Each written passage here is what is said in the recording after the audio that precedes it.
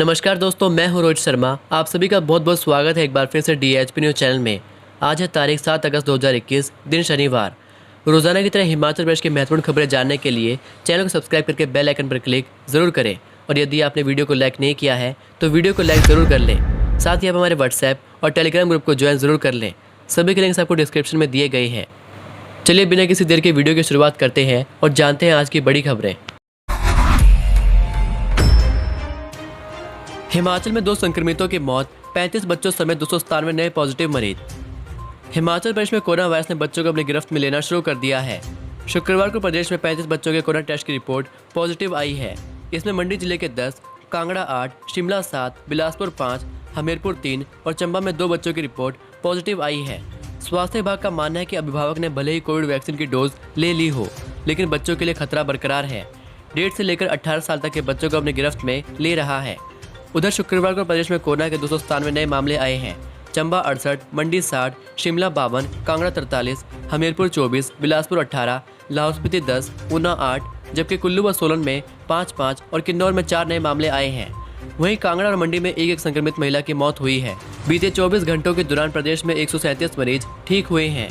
हिमाचल में अभी 1727 active case हैं। डिपो में मिला सस्ता चावल निकला नकली, तैर रहा पानी में। हिमाचल प्रदेश के चंबा जिले के विकासखंड चंबा के तहत आती ग्राम पंचायत सिल्लाघाट में मिलावटी चावल राशन कार्ड उपभोक्ताओं को बांटने का मामला सामने आया है। उपभोक्ताओं ने बताया कि चावल भिगोने पर पानी में तैर रहे थे और हाथों से दबाने पर दब नहीं रहे। ग्रामीण बाबू राम ने बताया कि यह चावल के दाने प्लास्टिक की तरह हैं। उपभोक्ताओं ने जहां सोशल मीडिया में इसका वीडियो वायरल किया है, वहीं सदर विधायक को भी इसकी जानकारी दी। उपभोक्ताओं ने आशंका जाहिर की है कि चावलों में कुछ मिलाया गया है, इसकी जांच होनी चाहिए। ऐसे चावल स्वास्थ्य के लिए हानिकारक हैं। मामले की सूचना मिलते ही जिला खाद्य एवं आपूर्ति नियंत्रक ने सैंपलिंग के आदेश जारी किए हैं। साथ ही पता लगाया जा रहा है कि यह राशन कितने उपभोक्ताओं को बांटा है। हवा में लटकी बस, चालक की सूझबूझ से बची 30 लोगों की जान। हिमाचल प्रदेश के सिरमौर जिले में चालक की सूझबूझ से एक बड़ा हादसा होने से टल गया और करीब 30 लोगों की जान बच गई। जानकारी के मुताबिक पांवटा शिलाई नेशनल हाईवे 707 पर बोहराड़ के पास एक निजी बस करीब 300 मीटर गहरी खाई में गिरने से बाल बाल बच गई। चालक ने यदि सूझबूझ न दिखाई होती तो बस में सवार करीब 30 यात्री हादसे का शिकार हो जाते। शुक्रवार को 4 बजे के करीब पांवटा साहिब गताधार रूट पर एक निजी बस पांवटा साहिब से शिलाई की तरफ जा रही थी। कफोटा से करीब 10 किलोमीटर दूर बस जैसे ही बोहराड़ के पास पहुंची तो बस के स्टीयरिंग की रॉड टूट गई, जिससे बस सड़क से नीचे उतर गई। बस सड़क किनारे लगे पैरापीट को तोड़कर हवा में लटक गई। बस का आधे से ज़्यादा हिस्सा सड़क के बाहर हवा में लटक गया। चालक ने हौसला नहीं खोया और सूझबूझ का परिचय देते हुए ब्रेक पर खड़ा हो गया और बस एक टायर पर टिका दी। चालक खुद बस की ब्रेक पर खड़ा रहा और सभी यात्रियों को सुरक्षित बाहर निकलने को कहा।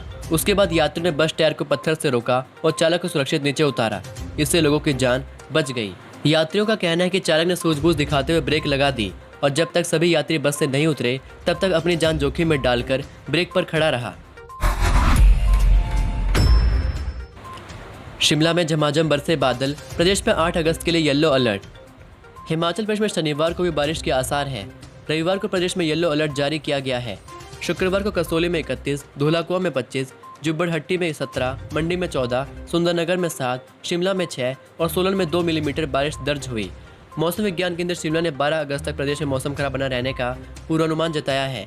राजधानी शिमला में शुक्रवार को मौसम मिला जुला रहा। दोपहर तक शहर में बादल छाए रहे। दोपहर बाद हल्की बारिश हुई। शाम के समय शहर में धूप खिली। HRTC पेंशनरों को जल्द जारी करेगा 204 करोड़, 3 माह में भरे जाएंगे स्टाफ नर्सों के 235 पद। परिवहन मंत्री बिक्रम सिंह ने बताया कि वर्तमान में हिमाचल पथ परिवहन निगम में कुल 6,578 पेंशन भोगी हैं। पेंशनरों को 204.53 करोड़ अदायगी शेष है। निगम की वित्तीय स्थिति कोविड-19 के कारण बहुत ज़्यादा खराब है। इस कारण मासिक वेतन और पेंशन के भुगतान के लिए निगम सरकार पर निर्भर है। अभी वित्तीय स्थिति को देखते हुए DA, एरियर का भुगतान करना संभव नहीं है। वित्तीय स्थिति ठीक होने पर लंबित भुगतान को प्राथमिकता दी जाएगी। विधानसभा के मॉनसून सत्र में प्रश्नकाल के दौरान नेता विपक्ष मुकेश अग्निहोत्री ने पेंशनरों का मामला उठाते हुए भुगतान एकमुश्त करने की मांग की। उधर स्वास्थ्य मंत्री राजीव सैजल ने कहा कि प्रदेश में 3 माह के भीतर स्टाफ नर्सों के 235 पद भरे जाएंगे। टांडा अस्पताल में विभिन्न विभागों में कुल 1384 पद स्वीकृत हैं। इनमें 537 पद रिक्त हैं। खाली पद भरना एक निरंतर प्रक्रिया है। सरकार इसके लिए प्रयासरत है। सरिया के दामों में 1.5 गुना तक उछाल, निर्माण सामग्री के दाम आसमान पर। कोरोना संक्रमण की दूसरी लहर के बाद लोगों के लिए अपना छोटा सा आशियाना खड़ा करना भी आर्थिक मुश्किलों से भरा हो गया है। भवन निर्माण सामग्री के दाम आसमान छू रहे हैं। मिस्त्री मजदूरों की दिहाड़ी बढ़ने के साथ ही रेत, बजरी, सीमेंट, सरिया और बिजली के सामान के दाम भी तेजी पर हैं। हिमाचल में सीमेंट के कारखाने हैं, लेकिन यहाँ पर सीमेंट के दाम दिल्ली व अन्य राज्यों से अधिक है। महंगाई के इस दौर में अब भवन का निर्माण कराना बेहद महंगा सौदा साबित हो रहा है। गरीब लोगों के लिए वन रूम सेट बनाना भी कठिन हो गया है। कोरोना काल में सभी निर्माण कार्यों पर रोक लग गई थी। दूसरी लहर के कम होने के बाद लोगों ने भवन निर्माण व अन्य निर्माण कार्य अब शुरू कर दिए हैं। एक साथ काम खुलने से कच्चे माल की ब्लैक मार्केटिंग शुरू हो गई है। मांग के अनुसार माल ना मिलने से अचानक हर चीज के रेट बढ़ गए हैं। सरिया पहले 40 रुपए प्रति किलो के हिसाब से मिल रहा था, लेकिन अब 60 रुपए प्रति किलो मिल रहा है। वहीं सीमेंट पहले 330 रुपए प्रति बैग था, वह अब बढ़कर 390 रुपए प्रति बैग हो गया है। जंगल में मिला बच्ची का सिर और अंग, परिजनों का रो रो कर बुरा हाल, क्षेत्र में दहशत। राजधानी शिमला के कनलोग इलाके में बने मजदूरों के एक ढारे से गुरुवार देर रात तेंदुआ एक बच्चे को उठा ले गया। देर रात एक बच्चे की तलाश की गई। हालांकि देर रात वन्यजीव विभाग को लड़की के कुछ कपड़े मिले थे। कुछ एक जगह खून के धब्बे भी मिले थे। शुक्रवार सुबह फिर सर्च ऑपरेशन शुरू किया गया। इस दौरान बच्ची का सिर और शरीर के कुछ अंग मिले हैं। कनलोग के पार्षद ब्रिज सूद ने बताया कि साथ लगते जंगल से बच्ची का सिर और शरीर के कुछ अंग मिले हैं। वन्यजीव विभाग के डीएफओ कृष्ण कुमार ने बताया कि पूरे क्षेत्र में अलर्ट जारी कर दिया गया है। तेंदुआ अब आदमखोर बन गया है।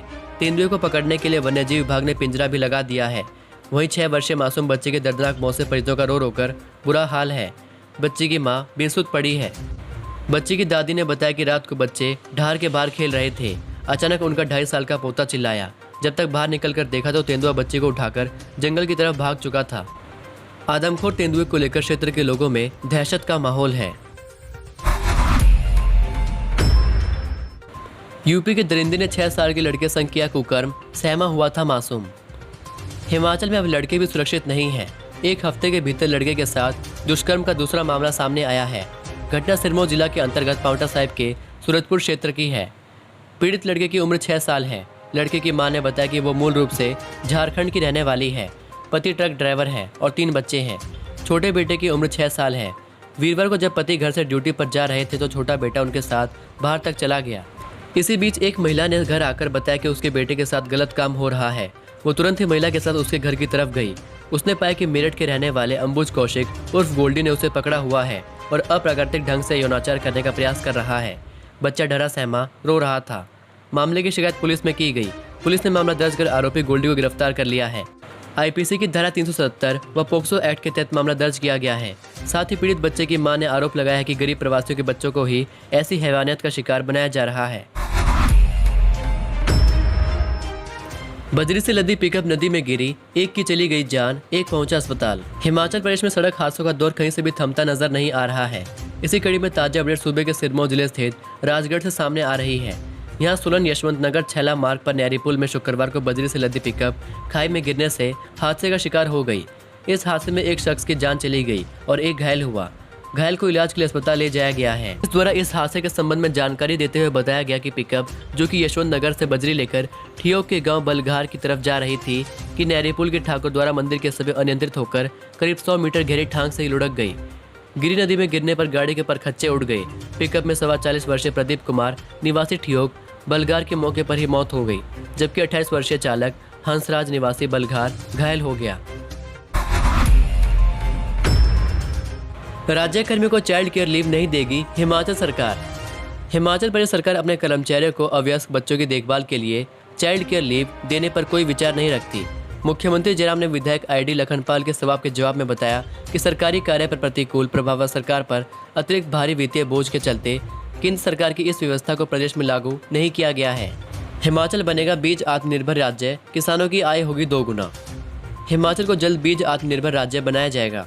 कृषि ग्रामीण विकास एवं पंचायतीराज मंत्री वीरेंद्र कंवर ने यह बात शुक्रवार को विधानसभा में नियम 62 के तहत विधायक अरुण कुमार की ओर से मौसम और बीमारी के कारण कांगड़ा में किसानों की आलू की फसल बर्बाद संबंधित प्रस्ताव के जवाब में दी। कहा कि किसानों को कौन सी फसल प्रमोट करनी है, उनकी आय 2 गुनी करनी है। सरकार इस पर काम कर रही है। हिमाचल में हर साल विभिन्न फसलों के करीब 20,000 मीट्रिक टन बीज की खपत हो रही है। इसमें सिर्फ 8,000 मीट्रिक टन बीज ही हिमाचल में पैदा हो रहा है। शेष बीज हिमाचल को बाहरी राज्यों से लेना पड़ रहा है। सरकार ने प्रदेश को आलू, मटर, टमाटर, अदरक, लहसुन और अन्य प्रकार के बीजों के मामले में आत्मनिर्भर बनाने का निर्णय लिया है। पेट्रोल पंप अटेंडेंट भर्ती का परीक्षा का परिणाम घोषित। हिमाचल प्रदेश कर्मचारी चयन आयोग हमीरपुर ने एचआरटीसी में पेट्रोल पंप अटेंडेंट के 3 पदों को भरने के लिए आयोजित लिखित परीक्षा का परिणाम घोषित कर दिया है। लिखित परीक्षा की मेरिट के आधार पर 11 अभ्यर्थियों का चयन आगामी 15 अंकों के मूल्यांकन परीक्षा के लिए किया गया है। यह 28 अगस्त को होगी। आयोग के सचिव डॉक्टर जितेंद्र कंवर ने बताया कि आयोग ने इन 3 पदों को भरने के लिए नवंबर 2020 में आवेदन मांगे थे। लिखित परीक्षा के मेरिट के आधार पर मूल्यांकन परीक्षा के लिए इनका चयन किया गया है। ये थे हमारे राज्य हिमाचल प्रदेश के मुख्य समाचार। यदि आपको मेरे द्वारा दी गई प्रस्तुति पसंद आई हो तो वीडियो को लाइक करके चैनल को सब्सक्राइब करना ना भूलें और आप हमारे व्हाट्सएप ग्रुप को ज्वाइन जरूर से कर लें। मिलता हूँ आपको अगले वीडियो में, तब तक के लिए नमस्कार।